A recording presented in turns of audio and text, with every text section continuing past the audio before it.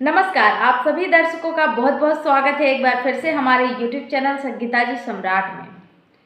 दोस्तों, लोकसभा चुनाव को लेकर सभी दलों में तैयारियां जोरों शोरों से चल रही हैं। जी हाँ दोस्तों, लेकिन यहाँ पर सवाल ये है कि आखिर कौन रोकेगा मोदी सरकार का विजय रथ। सवाल बहुत बड़ा है।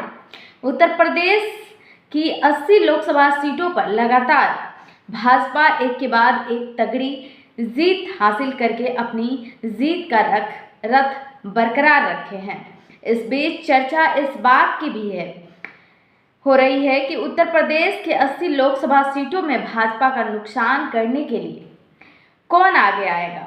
समाजवादी पार्टी और कांग्रेस तो एक साथ नजर आ रही है, लेकिन वह एक मनमुटाव की स्थिति में नजर आ रही है। लेकिन बहुजन समाज पार्टी काफी लंबे समय से देखा जाए तो शुरुआत से ही अकेले ही चुनाव लड़ने का मन बना चुकी थी और बहुजन समाज पार्टी के तरफ से बहन कुमारी मायावती सुप्रीमो ने भी सारी बातें साफ कर दी थी कि अकेले न सिर्फ चुनाव लड़ेंगी बल्कि जीत कर भी दिखाएंगी। जी हाँ दोस्तों, वीडियो में आगे बढ़ने से पहले मैं आप सभी दर्शकों से रिक्वेस्ट करना चाहती हूँ कि अगर आपने अभी तक हमारे चैनल को सब्सक्राइब नहीं किए हैं तो प्लीज़ चैनल को सब्सक्राइब कर लीजिए और बेल आइकन को प्रेस कीजिए ताकि हमारे आने वाली हर वीडियो की जानकारी आपको मिलती रहे टाइम टू टाइम और सबसे पहले। दोस्तों, साल 2007 की आंकड़ों की अगर हम बात करें तो साल 2007 के आंकड़ों को दोहरा कर दिखाएंगी। बहुमत के साथ वह वापस आएंगी और आगे ये सारी बातें उन्होंने बहन कुमारी मायावती जी ने साफ कर दी थी। उत्तर प्रदेश के 80 लोकसभा सीटों पर अगर बहुजन समाज पार्टी की अगर हम बात करें तो वहाँ के नेताओं का दावा है कि इस बार बसपा 60-65 सीटें जीतेंगी। लेकिन आंकड़ों के लिहाज से अगर देखा जाए तो ये बहुत ही दूर नज़र आ रहा है, यानी कि ख्याली पुलाव एक तरीके से नज़र आ रहे हैं। अगर मोदी सरकार का विजय रथ रोकना है तो कहीं ना कहीं यूपी से ही किसी न किसी को बड़ी जिम्मेदारी लेनी होगी। जी हाँ दोस्तों, अखिलेश यादव की पूरी कोशिश है कि पीडीए फार्मूले के साथ ये खेल बिगाड़ा जाए, लेकिन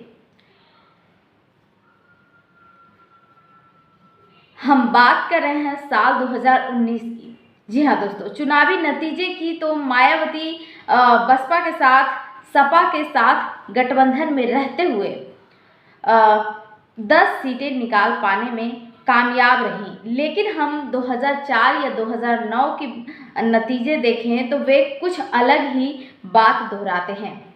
जैसे कि अगर 2004 की बात करें तो बहन कुमारी मायावती जी 19 और सपा ने 35 और तब बीजेपी के खाते में सिर्फ 10 ही सीट गई थी। अगर वही खेल कर दिया गया तो भाजपा को बहुमत ना के बराबर मिलता नजर आ सकता है। बड़ा मुश्किल हो जाएगा। फिलहाल तो खराब हालात तो बहन कुमारी मायावती के ही नज़र आ रहे हैं। जी हाँ दोस्तों, लेकिन अगर हम बात करें 2009 की तो बहुजन समाज पार्टी ने 20 सीटें निकाली थी। तो ये आंकड़े दिखाते हैं कि बहुजन समाज पार्टी अगर 20 या 30 सीटों पर भी बड़ा खेल कर देती है और अखिलेश यादव की समाजवादी पार्टी जिन्होंने साल 2009 में 23 सीटें निकाली थी, लेकिन उसके बाद दोनों ही चुनाव यानी कि 2014 और 2019 में जो उन्हें 5-5 हाथ लगी, तो ऐसे में ये बड़ा सवाल है कि आखिर कैसे उत्तर प्रदेश से बीजेपी का विजय रथ रोका जाए। जी हाँ दोस्तों, क्योंकि मोदी योगी की जोड़ी लगातार चाहे विधानसभा हो या नगर निकाय हो, लोकसभा हो, हर चुनाव में अच्छी प्रचंड जीत हासिल कर रही है। साल 2014 में 72 सीटें, साल 2019 में 62 सीटें।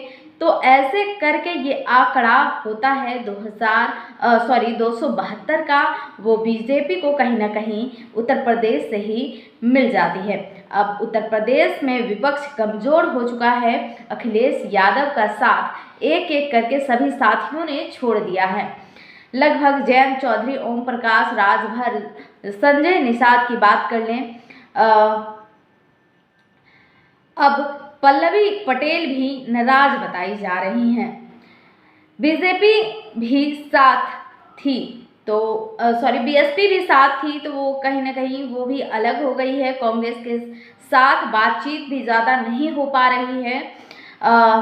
बात मायावती की तो करें तो उन्होंने शुरुआत से ही कहती आ रही हैं कि अकेले चुनाव लड़ेंगी। अगर उनको पहले से ही उनकी पहले से ही रणनीति तैयार है तो कम से कम भाजपा को रोकने का काम करें। अगर ऐसा नहीं होता है तो इंडिया अलायंस उत्तर प्रदेश में खेल नहीं बिगाड़ पाती है, तो मायावती जी को भी कहीं ना कहीं हार का नाम जुड़ेगा। अगर मायावती जी ने गठबंधन का साथ नहीं दे दिया होता तो शायद मोदी की विजय रथ रोका जा सकता था। तो ये सवाल है जो कि बाद में फिर उठ सकते हैं। बहन कुमारी मायावती के साथ भी उनका नाम जुड़ सकता है।